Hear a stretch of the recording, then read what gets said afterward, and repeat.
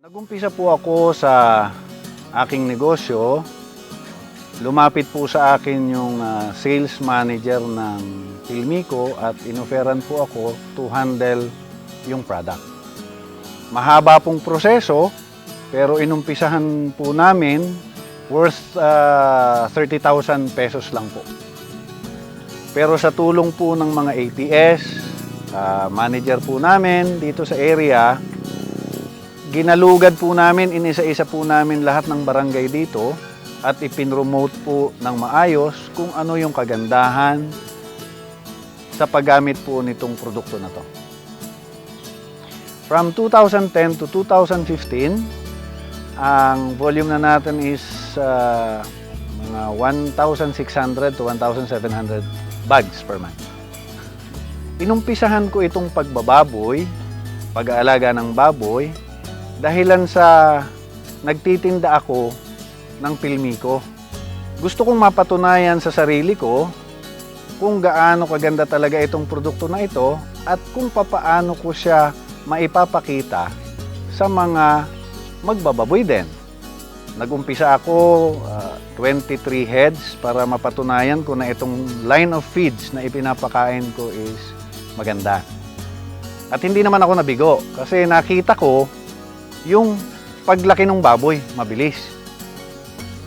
Considering na bumibili lang ako ng mga baboy ko kung saan-saan, mga biik kung saan-saan para alagaan.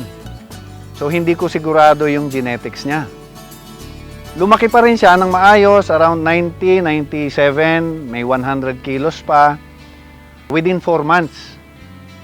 Ang purpose ko kung bakit ako nag-alaga ng baboy ay mapatunayan sa sarili ko na yung feeds na ibinebenta ko ay kaya kong ipaglaban, sabihin sa mga tao na ito yung feeds na ginamit ko, ito yung line ng feeds na ginamit ko, and then ito yung resulta.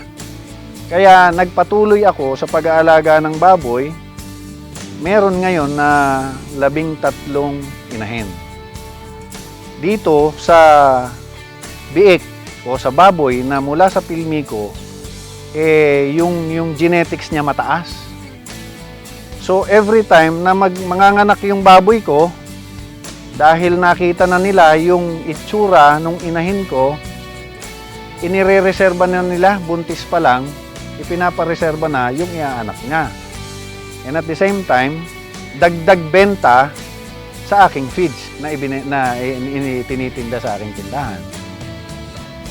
Sa Lakas Mama, ang nakita kong kagandahan, kapag pinakain mo siya, na-maintain ng Lakas Mama yung bilog ng baboy o yung tamang laki ng baboy, ng inahin. Sa proseso na yun, parang napakadali niyang maglandi ulit. Ang kagandahan naman ng Lakas Gatas ay kitang-kita mo sa dede ng baboy na talagang parang umaapaw yung gatas. Marami siyempre ang madedede ng mga biik kapag maganda yung supply ng gatas. Yan yung kagandahan pagka ginamitan mo ng Lakas Gatas.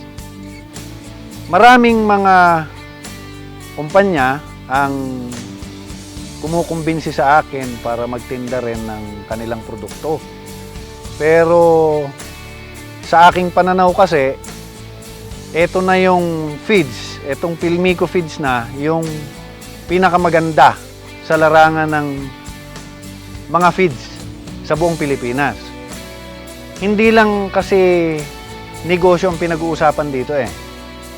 Ang pinag-uusapan din dito is kung ano yung maibibigay mo rin sa ibang tao. Na pag Philmico feeds ang ginamit mo, hindi mo lang siya binebentahan. Tinutulungan mo siya na lumaki, na mag-grow.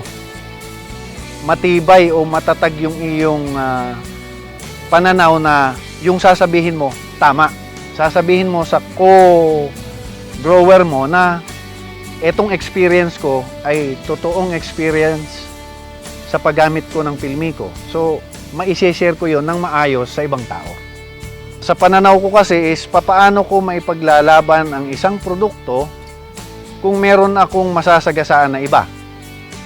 Kaya mas pinili ko na Philmico Feeds na lang ang aking ititinda. Magandang nagawa sa akin ng Philmico Animal Nutrition is nagkaroon ako ng sariling akin. Medyo nang dahil sa pagtitinda ko ng feeds, meron na tayo ngayon na maliit na babuyan, maliliit na truck na pang-deliver. Maraming salamat sa Philmico.